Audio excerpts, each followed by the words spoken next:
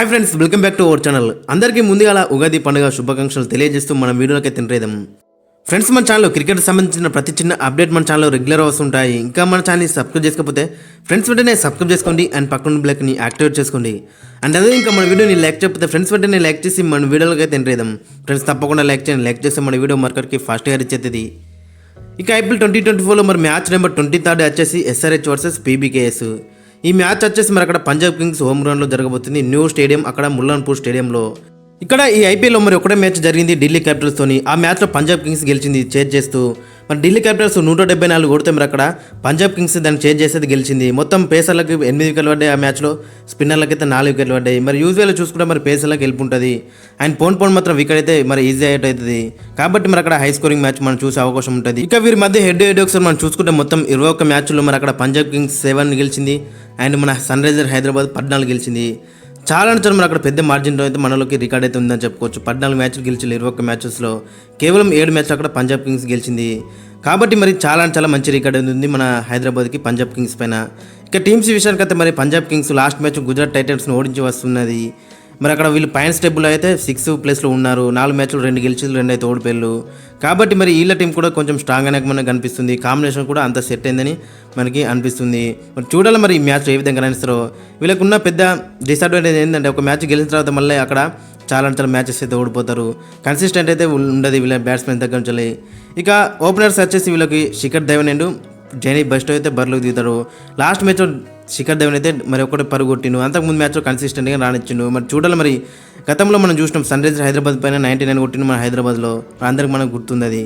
ఇక Johnny best మరి కొంచెం అయితే ఫామ్లోకి వచ్చిందని చెప్పవచ్చు. లాస్ట్ మ్యాచ్లో కూడా మంచిగా స్టార్ట్ అయితే దొరికింది కానీ దాని పెద్ద కింద అయితే కన్వర్ట్ చేయలేకపోయాడు. 169 స్ట్రైక్ రేట్తో అయితే 4 4 కొట్టిండు, 22 పరుగులు కొట్టిండు. చూడాలి మరి ఈ మ్యాచ్ ఏ విధంగా రాణిస్తున్నది.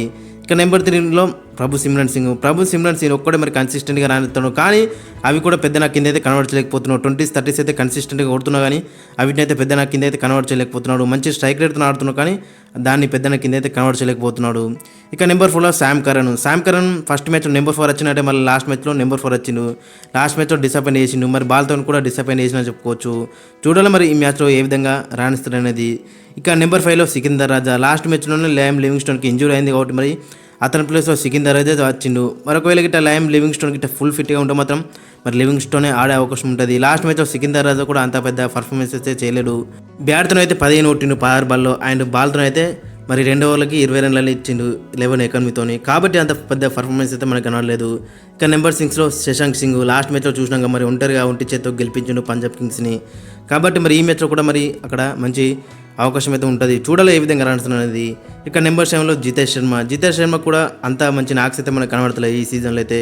మరి చూడాలి మరి ఈ మ్యాచ్లో ఏ విధంగా రాణిస్తారు. లాస్ట్ మ్యాచ్లో కూడా 10 కొట్టిన 2 6 కొట్టినని అంత పెద్ద అయితే మనకి కనిపిస్తలేడు.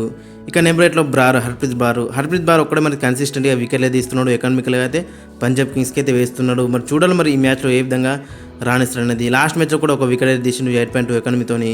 చూడాలి మరి ఈ మ్యాచ్లో ఏ విధంగా రాణిస్తున్నది. ఇక నెంబర్ 9లో హర్షల్ పటేల్ ఒక్కడే వీళ్ళకి చాలా ఇబ్బంది పెడుతున్నాడని చెప్పుకోవచ్చు. మరి ఇతనికి బ్యాకప్గా మాత్రం అక్కడ విద్వంత్ కావరేపు అయితే మరి రెడీగా ఉన్నారు. చూడాలి మరి అతనికి ఇట్లా ఛాన్స్ ఇస్తారనేది. ఎందుకంటే అన్ని మ్యాచ్లో కూడా మరి 10 కన్నా ఎక్కువనే ఇస్తున్నారు. మరి ఓవర్కి అయితే ఇతనికి బ్యాకప్గా మాత్రం అక్కడ కావరేపు అయితే ఎదురు చూస్తున్నాడు. మరి చూడాలి మరి అతనికి ఇట్లా ఛాన్స్ ఇస్తారనేది.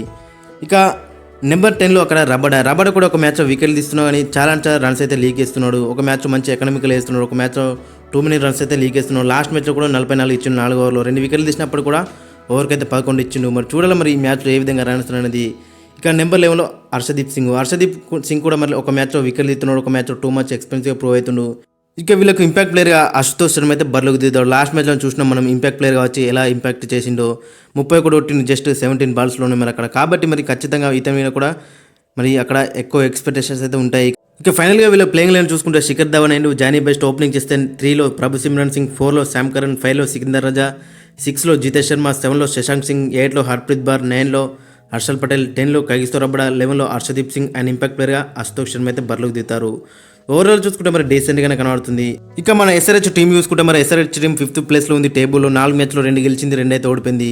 ఇక లాస్ట్ మ్యాచ్ కూడా మరి పటిష్టమైన చెన్నై సూపర్ కింగ్స్ని ఓడౌట్ వస్తున్నారు. కాబట్టి మనలో అయితే మంచి హై నోట్తో అయితే వస్తున్నారు. కాంబినేషన్ అంతా సెట్ అయింది. లాస్ట్ మ్యాచ్లో ఐడెన్ మార్గం కూడా ఫామ్లోకి వచ్చిండు. ఇంకా మనకు అక్కడ కొంచెం కన్సర్న్ ఏంటంటే స్పిన్ డిపార్ట్మెంట్లోనే మనకు కొంచెం కన్సర్న్ కనబడుతుంది. మరి చూడాలి మరి దాన్ని ఏ విధంగా రెక్టిఫై చేసుకుని వచ్చినాయి అనేది. ఇక ఈ మ్యాచ్కి మన ఎస్ఆర్హెచ్ యొక్క మరి తుది జట్టు అయిన కాంబినేషన్ ఒకసారి మనం చూసుకుంటే మరి అక్కడ ఓపెనర్స్గా ట్రావిస్ హెడ్ అయింది, అభిషేక్ శర్మ అయితే బర్లకు దిగుతాడు. లాస్ట్ మ్యాచ్లో చూసినాక మరి హెడ్ అయితే 31 కొట్టిండు, 24 బాల్లో 3 4 అయిండు, ఒక 6 అయితే కొట్టిండు 138 స్ట్రైక్ రేట్తోని. మరి మంచిగా డీసెంట్గా రాణించని చెప్పుకోవచ్చు. మరి చూడాలి ఈ మ్యాచ్ ఏ విధంగా రాణిస్తున్నది. ఇంకా మనం హెడ్ దగ్గర నుంచి పెద్ద నాకైతే మనం ఎక్స్పెక్ట్ చేస్తున్నాం. ఈ మ్యాచ్ వస్తే మాత్రం చాలా చాలా బెటర్ ఉంటుంది. ఇక నెంబర్ 2లో అభిషేక్ శర్మ అయితే వాళ్ళకి హోమ్ గ్రౌండ్ అని చెప్పుకోవచ్చు. మరి హోమ్ క్రౌడ్ పంజాబ్ కాబట్టి లాస్ట్ మ్యాచ్లో కూడా 37 కొట్టిండు, మరి 12 బాల్లో 3 4లు 4 6లు 308 స్ట్రైక్ రేట్తోని. మరి అదే కంటిన్యూ చేస్తే మాత్రం చాలా చాలా బెటర్ ఉంటుంది ఈ మ్యాచ్లో. ఇక నెంబర్ 3లో ఐడెన్ మార్కమ్ అయితే లాస్ట్ మ్యాచ్లో మరి ఫామ్లోకి వచ్చిందని చెప్పుకోవచ్చు. 50 కొట్టిండు 36 బాల్లో 4 4లు ఒక 6 138 స్ట్రైక్ రేట్తోని. మరి కొంచెం ట్రిక్కీ పిచ్చెస్ మీద మాత్రం చాలా చాలా మరి యూస్ఫుల్ ప్లేయర్ అని చెప్పుకోవచ్చు మరి ఐడెన్ మార్కమ్. ఈ మ్యాచ్ కూడా అదే కంటిన్యూ చేస్తే మాత్రం చాలా చాలా బెటర్ ఉంటుంది. ఇక నెంబర్ 4లో నితీష్ కుమార్ రెడ్డి లాస్ట్ మ్యాచ్లో చూసినాక మరి చిన్న గ్లింప్సెస్ 14 కొట్టిండు 8 బాల్లో 4తో స్టార్ట్ చేసిండు, 6తో అయితే మ్యాచ్ ఎండ్ చేసిండు 175 స్ట్రైక్ రేట్తోని. మరి ఈ మ్యాచ్లో కూడా అదే కంటిన్యూ చేస్తే చాలా చాలా బెటర్ ఉంటుంది. ఇక మనది బ్యాటింగ్ చూసినా కానీ బౌలింగ్లో కూడా మనోడు వేస్తాడు. మరి అరౌండ్ 140 కేపీఎస్తో వేస్తాడు కాబట్టి మనం లాస్ట్ సీజన్లో చూసినాం. కాబట్టి మరి ఈ మ్యాచ్లో కొంచెం బౌలింగ్ అవకాశం అయితే చాలా చాలా బెటర్ ఉంటుంది. చూడాలి మరి అక్కడ బౌలింగ్లో మరి ఏ విధంగా రాణిస్తారనేది.